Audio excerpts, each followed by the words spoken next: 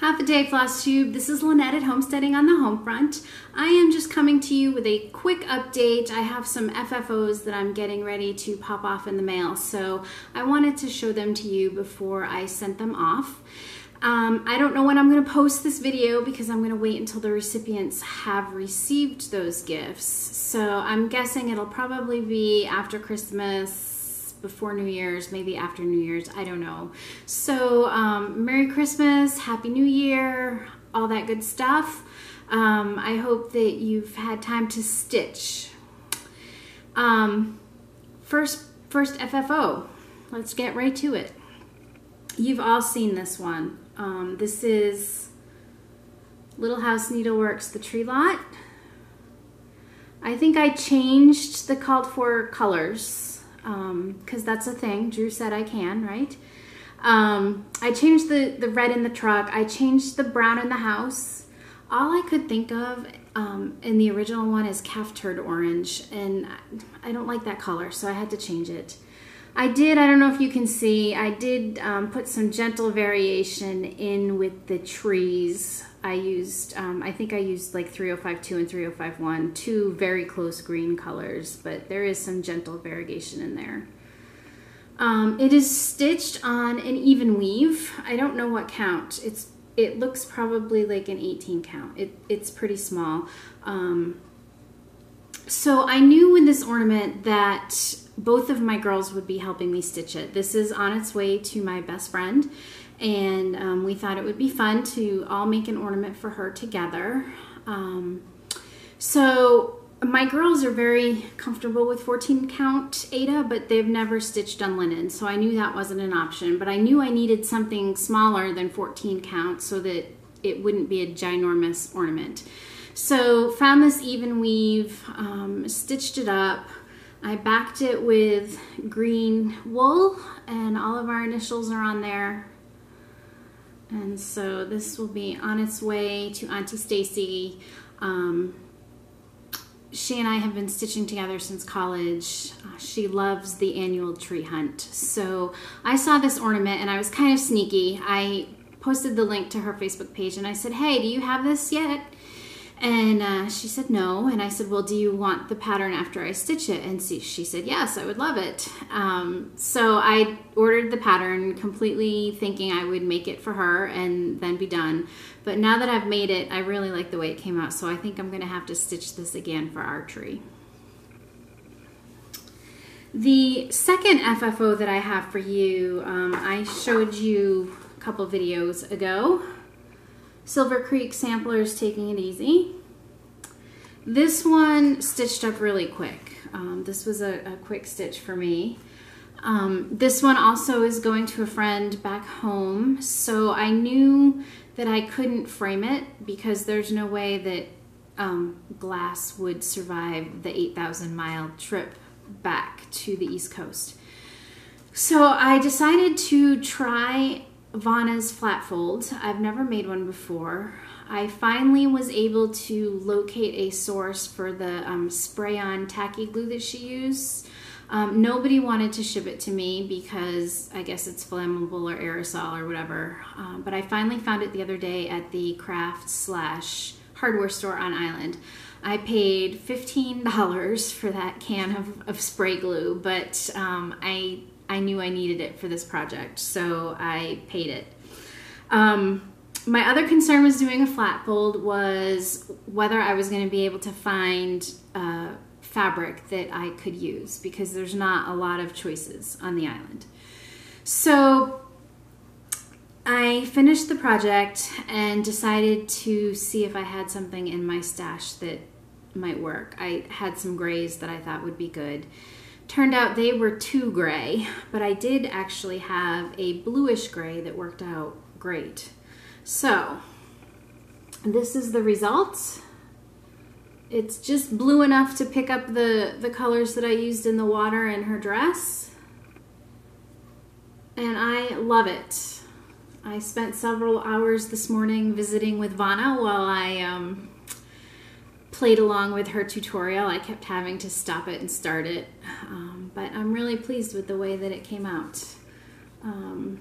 I wasn't sure whether I should use this tan colored rickrack or some off-white rickrack, but I finally decided this was the one. I liked the way it looked.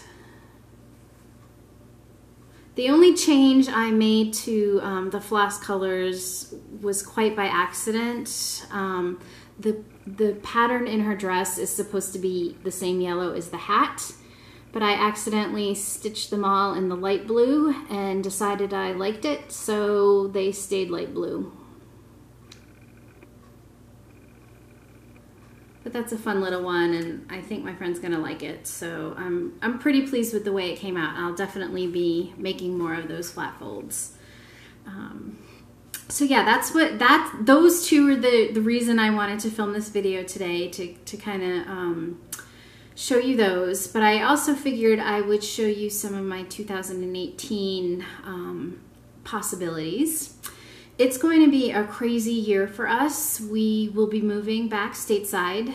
By the time this video airs, we may or may not know where we're going, but we do know we're going. So this summer is just going to be a huge time of upheaval for us. So I'm not sure how much stitching I'm going to be able to get in or when. So I don't have any firm plans. I certainly don't have a rotation. I prefer to be a one knit at a time kind of stitcher.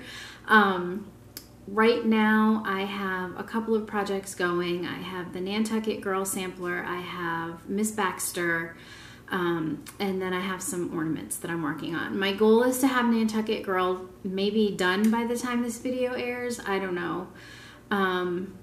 Miss Baxter will definitely be an ongoing project in 2018, but I do have some that are kitted up and ready to go if I want to get to them. So I thought I would show them to you. Some of them you're going to be very familiar with, some of them might be new to you. So I hope you enjoy them. The first one that I'm going to do, and I might be starting this by the time this video airs, is the May Alcott Sampler. Donna Ray got this for me at Orchard House in Concord. This sampler hangs on the wall there. It was stitched by Louisa May's sister, Ava May. So we're going to be stitching that one. That'll be a quick stitch. That's not going to be a huge commitment at all. The second possibility is also going to be a pretty quick stitch. This is Oh My Stars by the Nebby Needle, Bonnie Woomer. I saw this one at the Primitive Stitcher Society retreat, the first one in Williamsburg. I've told you how I went to that with my friend Donna Ray and my friend Joan. And I just really like the look of it, so I bought that one. Again, it's going to be really quick. It's not going to be a huge commitment. The next one I'm going to do is this rooster. This is in the 2017 Keepsake Calendar. And there are some really neat projects in here that some of you might be interested in. So I'm just going to show you. There's the first four.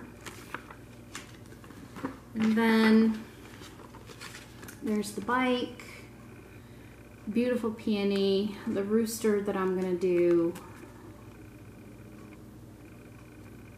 And then the one that I thought a lot of you would like.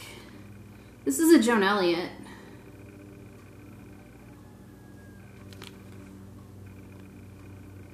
And then this is the Santa one. I know Drew was looking for this. I commented that, like, you can have it, Drew. I'll tear it out for you if you want it. I know that several people have stitched this or want to stitch it, but it can be found right here. I got this for cheap on eBay. I think it was like $5. It was cheap. So give it a look-see if you're interested in stitching any of those. The next one I found a while ago on eBay. I had gotten on right before I filmed one of my earlier videos. It was the one where I showed the coverlet sampler that my husband's grandmother had stitched. I was on eBay to see if I could find that pattern and let you know that it was available, which it was and still is. But while I was searching for the Cricut collection, I found this one. And it also comes with a teddy bear that I'm not gonna do, but, and I don't know if you can read it, so I will read it to you. It says, "You may have tangible wealth untold, caskets of jewels and coffers of gold. Richer than I you can never be, for I have a mother who read to me." Now, as soon as I saw this, click, buy it now. I had to have it because I'm going to stitch this one and make a little change because I'm going to be stitching one of these for one of my daughters. I think little one wants to stitch it herself, but the change that we're going to make is that we will be changing mother to father because my husband has read to the girls for years and years and years. He read all of the classics like Little House and Beverly Cleary, but he also read some not so well-known books like The Phantom Tollbooth and Mr. Popper's Penguins and so many others. The Hobbit, that, you know, what 4-year-old sits through The Hobbit? Well, my kids did. So they are avid readers now themselves. They kind of tend towards his taste in genres and not mine. But I just thought this was great, and I wanted them to have this hanging on their walls because it is absolutely so true of them. Okay, the next one you are definitely going to recognize. This is Feliz Navidad by Blackbird Designs.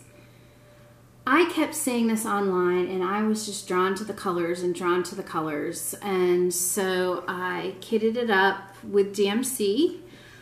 So I will be hopefully starting this one. Now, you know me by now. This is not going to fit into a standard size frame, so I'm going to be making some changes so that it will. So stay tuned for that. The next one I want to do is also Blackbird Designs. I love their patterns, but I've never stitched them. So this is going to be a first for me. But I saw 'Tis the Season and just loved it. I don't know why I've been drawn to cardinals recently, but I have. And so I'm going to be stitching this one. Also making some changes to it so that it fits into a standard size frame.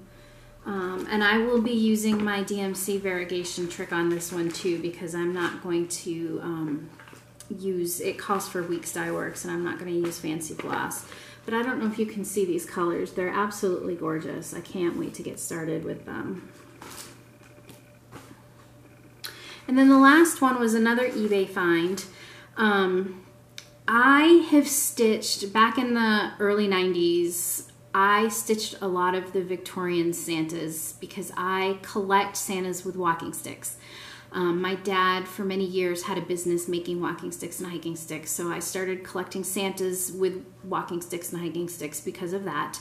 And then I started stitching them, and a lot of the Santas with hiking sticks were the Victorian ones that I loved them. So I can't wait for next Christmas because I get to display my Santas again. They've been in storage while we've been overseas, so my figurines and my stitches will all get to see the light of day next Christmas, and I'm excited for that. But I saw this one and it reminded me of those Victorian Santas that I had stitched so many years ago. He does not have a walking stick, but I saw that this was a Santa holding a basket of vegetables and I was hooked. So I've decided I'm probably not going to stitch this, and I'm probably not going to stitch the twig border, but I'm going to stitch Santa and the bunny and the basket of vegetables. I may change his coat color because I want something a different green, something a little more prim. But I really liked him. This is a Dimensions Judith Ann Griffith. And I've seen him on eBay too. He is definitely still available, and I've seen kits with him too. So if you're interested, he's out there. All right, so that is it. I don't have like I said, I don't have a ton compared to some of you, but hopefully I will have time to stitch on some of those. I also plan to do Christmas ornaments. I have a lot of them in the works, or at least kitted up and waiting to be started.